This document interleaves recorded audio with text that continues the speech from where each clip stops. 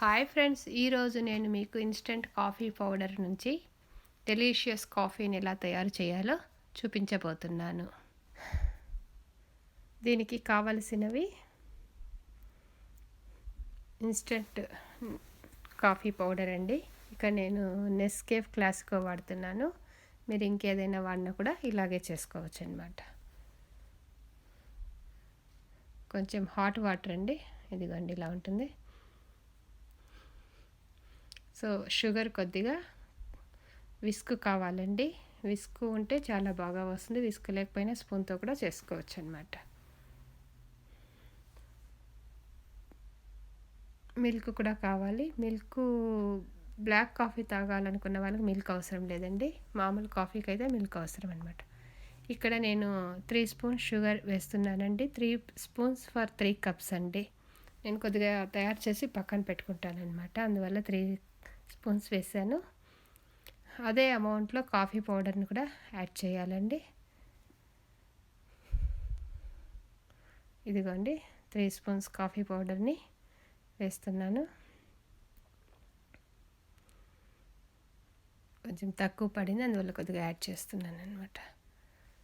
So ఇదిగోండి, ఇది 3 కప్స్కి వస్తుంది అన్నమాట. సో దీన్ని బాగా ఇలా కలపాలి. ఫస్ట్ కొద్దిగా అలా కలిపిన తర్వాత హాట్ వాటర్ అనమాట 3 స్పూన్స్ వేయాలండి. 3 స్పూన్స్ వేసేసి విస్క్తో బాగా ఇలా చేయాలి. చూడండి, ఇలా బాగా కలపాలి. ఇది ఒక 2 to 3 మినిట్స్ ఇలా బాగా చేయాల్సి ఉంటుందన్నమాట. ఇలా చేసినప్పుడు అందులో నుంచి బాగా బుడగలు వస్తాయన్నమాట. అలా వస్తే చాలా బాగుంటుంది. ఈ కలర్ మనం ఇక్కడ కూడా ఆపేయచ్చు. మనకి ఇంకా డార్క్గా కావాలంటే, ఇంకా లైట్గా కావాలంటే ఇంకొంచెంసేపు చేసుకోవాలండి. చూడండి, ఇంకా చేసే కొద్దీ లైట్ కలర్ వస్తుంది. మనకి కొంచెం డార్క్గా ఉండాలంటే మధ్యలోనే ఆపేయచ్చు అనమాట. ఇలా చేసి చూడండి, ఇలా థిక్ గ్రేవీ లాగా వచ్చింది. ఇలా రావాలన్నమాట. చూడండి ఇలా.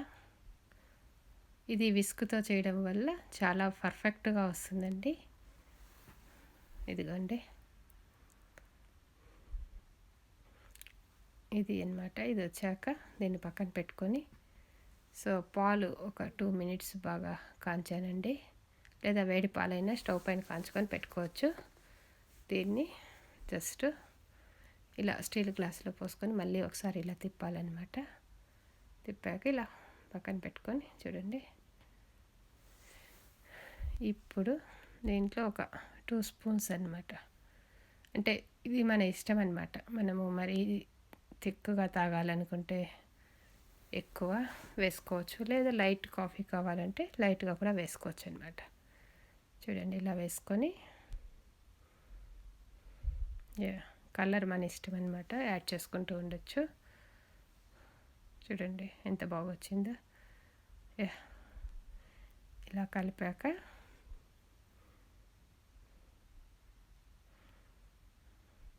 పైన కొంచెం మిగిలి ఉన్న పాలు ఉంటే అందులో వేసేసానండి. ఇప్పుడు కొద్దిగా కాఫీ పొడిని అలా చల్లుతున్నాను. పైన కొద్దిగా చల్లడం వల్ల కాఫీ ఇంకా బాగా టేస్ట్ వస్తుంది. మిగిలిన ఈ బురుగుని కూడా అందులో వేసేసి పక్కన పెట్టేశానండి. ఇప్పుడు నేను స్పూన్తో ఎలా చేయాలో చూపించబోతున్నానండి. స్పూన్తో కూడా సేమ్ అండి. ఒక స్పూను షుగర్ తీసుకున్నాము, ఒక స్పూను కాఫీ పౌడర్ తీసుకుంటున్నాము. ఇదిగోండి, కొద్ది కొద్దిగా పడుతుంది కాబట్టి 3 సార్లు వేసాను. సో సేమ్ క్వాంటిటీనే తీసుకోవాలి. తీసుకున్నాక దీంట్లో కూడా వామ్ వాటర్ కొద్దిగా వేయాలి. చూడండి, హాట్ వాటర్, ఒక స్పూన్ హాట్ వాటర్. చాలా వేడైనా పర్లేదండి, వాటర్ బాగానే ఉంటుంది. సో ఇలా స్పూన్తో ఇలా అనాలన్నమాట. ఇలా బాగా తిప్పితే దానివల్ల ఇది కూడా వస్తుంది, కానీ అంత పర్ఫెక్ట్గా రాదండి, కొంచెం ఇదిగానే ఉంటుంది. చూడండి ఇలా వచ్చింది. ఇంతేనండి. ఇలాగే పెట్టేసుకున్నా బాగుంటుంది. ఇప్పుడు ఇంకొక కప్పు పాలు కలుపుతున్నాను.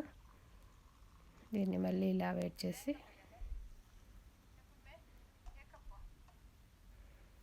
వేడి వేడి పాలు తీసుకోవాలండి. ఇది ఇంకొక కప్పులో వేస్తున్నాను. ఈ విధంగా దీన్ని డెకరేషన్ కావాలంటే చేసుకోవచ్చు.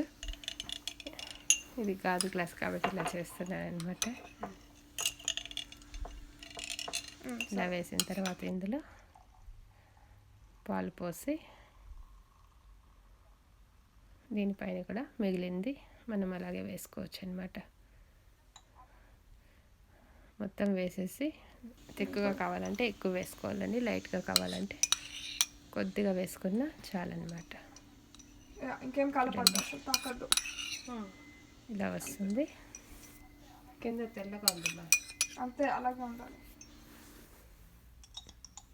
దీనిపైన గ్లాసులో మిగిలి ఉన్న మీగడని కూడా అందులో వేసేయాలండి.